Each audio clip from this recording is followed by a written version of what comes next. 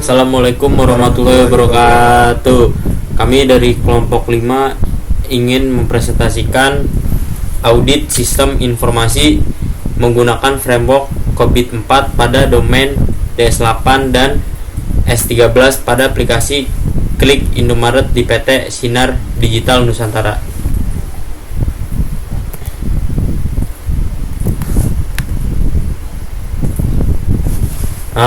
Kelompok 5 ini beranggotakan saya sendiri, Laden Arsyad Putra Marsedesi, dan saya Muhammad Willy Sakti Baraja. Bab 1, pendahuluan.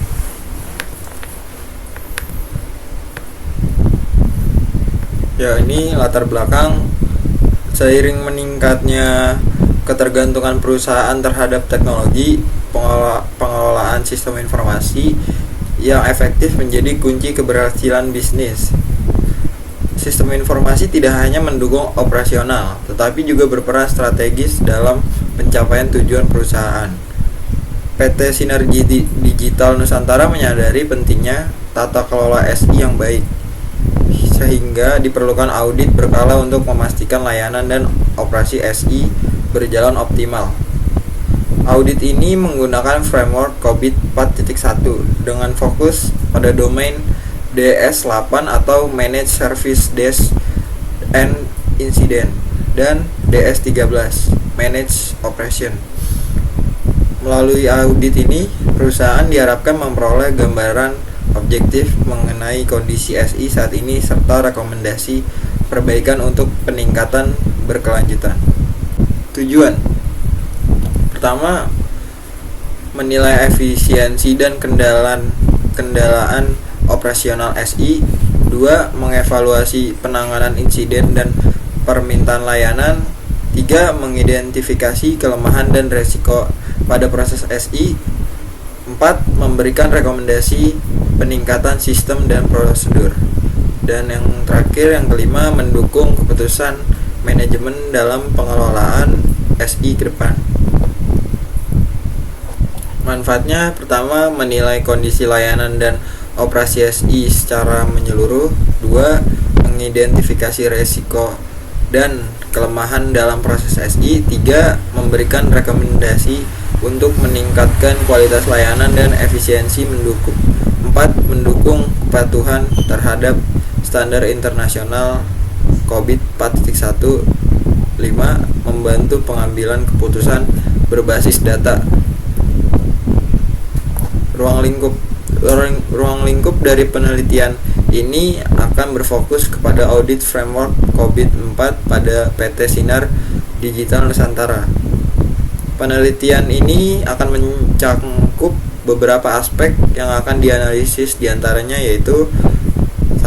Kelola meja layanan dan insiden pada domain DS8. 2. Mengelola operasi SI pada domain DS13.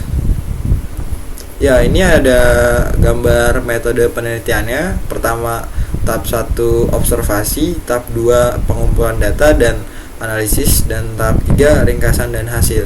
Dan untuk tahap 1 observasi, pada tahap ini dilakukan pengumpulan informasi mengenai sistem digital Indonesia untuk lebih fokus mengembangkan layanan SI terhadap masyarakat. Observasi juga dilakukan terhadap dengan produk atau layanan spesifik yang ditawarkan dan berinteraksi dengan pasar untuk memberikan gambaran yang lebih detail.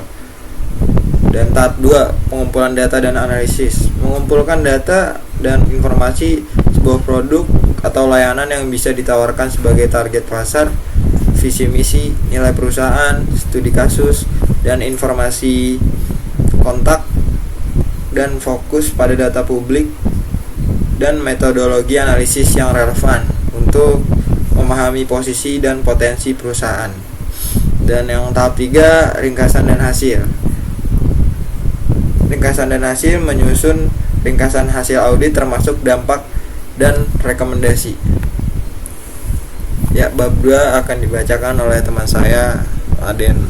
Masuk ke bab 2, yaitu tinjauan pustaka. Audit sistem informasi. Audit sistem informasi adalah proses sistematis untuk mengevaluasi apakah sistem informasi suatu organisasi telah melindungi aset, menjaga integritas data, efisien, efektif, serta mematuhi hukum dan kebijakan yang berlaku. Dengan meningkatkannya ketergantungan pada teknologi, audit SI ini menjadi penting untuk memastikan tata kelola yang baik dan memitigasi risiko. Tujuan utamanya adalah memberikan keyakinan independen kepada pemangku kepentingan terkait efektivitas pengendalian internal SI. Audit ini menilai infrastruktur, proses, dan personel sistem informasi serta mengidentifikasikan risiko dan memberikan rekomendasi untuk meningkatkan efisiensi, efektivitas, dan keamanan sistem informasi. Lalu di sini kita masuk ke bagian COBIT 5. COBIT itu apa sih? COBIT itu singkatan dari Control Objective for Information and Related Technology. COBIT ini adalah kerangka kerja global untuk tata kelola dan manajemen sistem informasi yang dikembangkan oleh ISACA. COBIT 5 menyediakan prinsip, praktik terbaik, dan alat bantu untuk membantu organisasi mengelola aset informasi dan teknologi secara efektif. Sebagai kerangka kerja menyeluruh, COBIT 5 ini memastikan sistem informasi selaras dengan tujuan bisnis, memaksimalkan nilai investasi sistem informasi, serta mengelola risiko. Pendekatannya bersifat holistik, mencakup seluruh organisasi, pemangku kepentingan, dan proses, bukan hanya fungsi sistem informasi semata. Oke, sekarang kita masuk ke bab 3 pembahasan. Di sini kita masuk ke analisis tata kelola SI pada PT Sinar Digital Nusantara. Untuk melakukan analisis tata kelola di PT tersebut, analisis ini akan berfokus pada domain DSS. Itu adalah Deliver Service and Support, yang lebih berfokus pada DSS 01 Manage Operation, yaitu mengelola operasi, dan DSS 02 Manage Service Request and Incident, yaitu mengelola permintaan, layanan, dan insiden. Untuk memastikan bahwa layanan SI yang diberikan kepada organisasi selalu tersedia, handal, dan sesuai dengan kebutuhan. Oke, di sini kita masuk ke hasil pengolahan data. Setelah data dikumpulkan, hasil kuesioner itu harus diolah dan dianalisis. Ini adalah salah satu proses pengolahan data, yaitu di sini itu yang pertama tabel tingkat kapabilitas, yaitu ada level dan pencapaian. Kalau N itu adalah not achieved, atau bisa disebut pencapaian nilai N, level N itu dari 0% sampai 15%.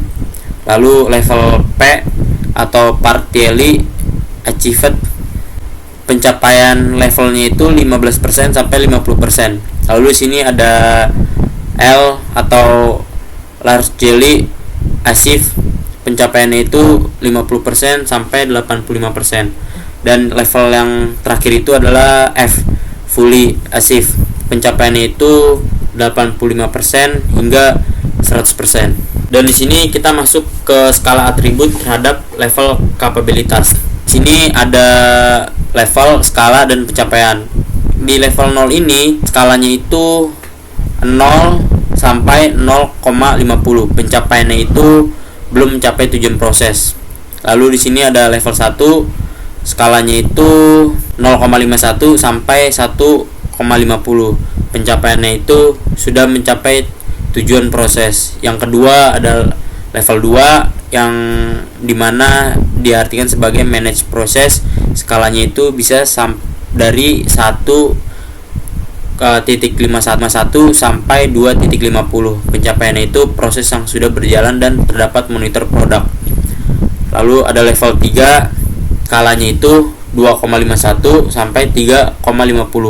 Pencapaiannya itu proses ini sudah jelas dan berjalan sebelumnya. Lalu di level 4 itu ada predictable, skalanya itu 3,51 sampai 4,50. Proses yang telah berjalan sebelumnya. Berarti pencapaian di level 4 ini adalah mereka yang memiliki proses yang telah berjalan sebelumnya. Lalu di level 5 ini ada optimizing, skalanya itu 4,51 sampai 5,00. Pencapaiannya peningkatan proses yang sudah berjalan. Oke, di sini kita masuk ke hasil table capability level domain DSS. Setelah data kuesioner dikumpulkan, lalu diolah dan dianalisis, 01 ini adalah 72,1 yang memiliki rating large, yang artinya pencapaiannya sudah mencapai 50% hingga 85%. Yang kedua ini ada DSS 02 yang dimana hasil pencapaiannya itu 52 masuk ke dalam rating large. Di sini kita masuk ke hasil table gap analisis domain DSS. Di sini yang pertama itu ada DSS 01, as-in-nya itu 3,605. Berarti level pencapaiannya itu harus ke 4. Gap-nya itu 0,395. Berarti DSS 01 ini membutuhkan nilai sebesar 0,395 untuk mencapai level 4. Lalu di sini DSS 02 ini as-in-nya 2,6, to be 4, gap-nya itu 1,4. Di DSS 02 ini membutuhkan nilai 1,4 untuk mencapai level 4. Ini adalah diagram spider chart.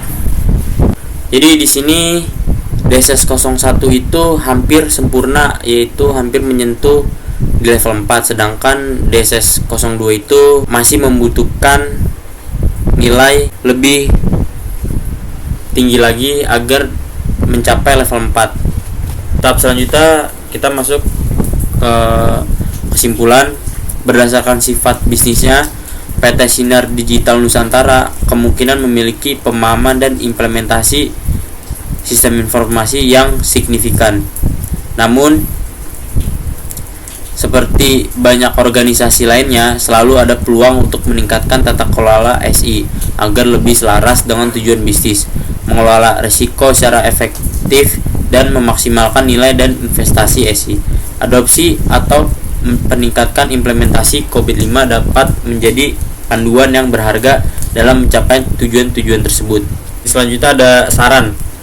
Domain Evaluate, Direct, and Monitor atau EDM. Formalisasi kerangka kerja tata kelola SI atau EDM 01. Saran, jika belum terrekomendasi secara komprehensif, formalisasikan kerangka kerja tata kelola SI perusahaan berdasarkan prinsip-prinsip COVID-5. Ini mencakup penetapan peran, tanggung jawab, dan akuntabilitas yang jelas terkait keputusan dan pegawaian SI. Lalu sini ada peningkatan fokus pada realisasi manfaat SI. EDM 02. Saran, implementasikan proses yang lebih ketat untuk mengidentifikasikan, mengukur, dan memantau realisasi manfaat dari investasi SI. Pastikan proyek SI ini memiliki tujuan bisnis yang jelas dan terstruktur. Optimasi yang aplikasi yang diperlukan dan disingkatkan. Sekian presentasi dari kelompok kami, kelompok 5. Wabillahi taufiq wal hidayah. Assalamualaikum warahmatullahi wabarakatuh.